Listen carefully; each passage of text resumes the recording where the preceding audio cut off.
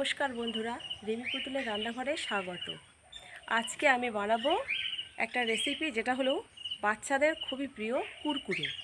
কুরকুরেটা বানাবো বেঁচে যাওয়া ভাত দিয়ে। অনেক সময় আমরা ভাত বেশি হলে কি করি, সেটা হয়তো ফেলেও দিই, কিন্তু আজকে সেই বেঁচে যাওয়া ভাত দিয়ে কুরকুরে বানাবো, আর যেটা আমার ছেলের খুবই পছন্দ। তাহলে পুরো রেসিপিটি দেখতে থাকুন আর আমার চ্যানেলটিকে সাবস্ক্রাইব করে দেবেন, পাশে থাকা বেল আইকনটি প্রেস করে নোটিফিকেশনটি অন করে দেবেন। তাহলে দেখে নেওয়া যাক কিভাবে বানাই বেঁচে যাওয়া ভাতের কুরকুরে। এবারে ভাত নিয়ে নিয়েছি, ভাতটা একটা মিক্সি জারে নিয়ে নিচ্ছি।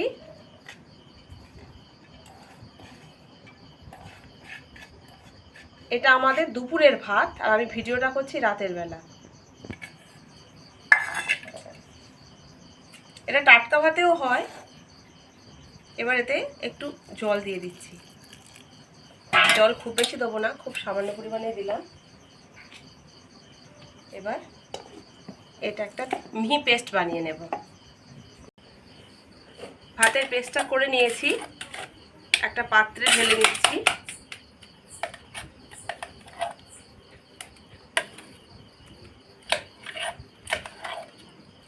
ভাতের পেস্টটা নিয়ে নিয়েছি, এরকমই হবে, পাতলা হবে না, এরকম একটু আঠালো টাইপের হবে। এবার এর মধ্যে দিয়ে দিচ্ছি কর্নফ্লাওয়ার, 1.5 চামচ মতো দিলাম। আর দিয়ে দিচ্ছি বেসন 2 চামচ,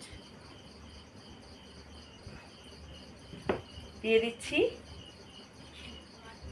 স্বাদ মতো নুন, দিয়ে দিচ্ছি ম্যাগি মশলা, 2 প্যাকেটের ম্যাগি মশলা দিয়ে দিচ্ছি। আর দিয়ে দিচ্ছি শুকনো লঙ্কার গুঁড়ো, নেই তাই 2 শুকনো লঙ্কা বাটা। সব উপকরণগুলো দেয়া হয়ে গেছে,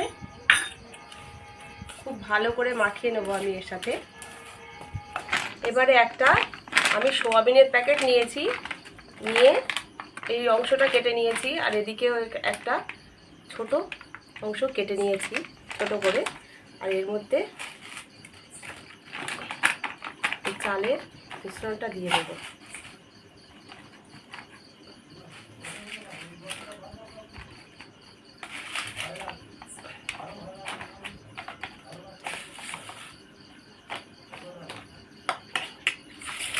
দিয়েছি, দিয়ে এইভাবে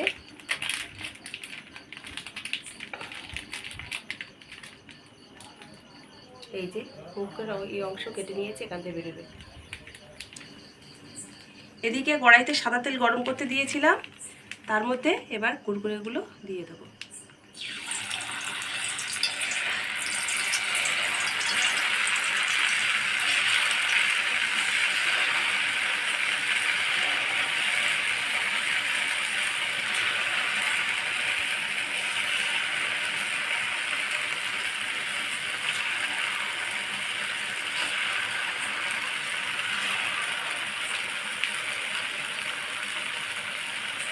বন্ধুরা, প্রথম ব্যাচের কুরকুরেগুলো ভাজা হয়ে গেছে, এগুলোকে তুলে দিচ্ছি।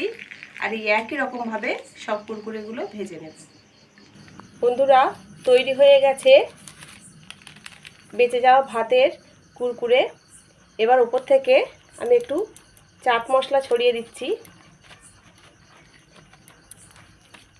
আর এদিকে আমার ছেলেও বসে পড়েছে খাবে বলে।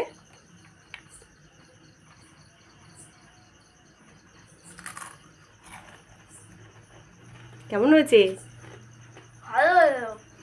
ভালো হয়েছে।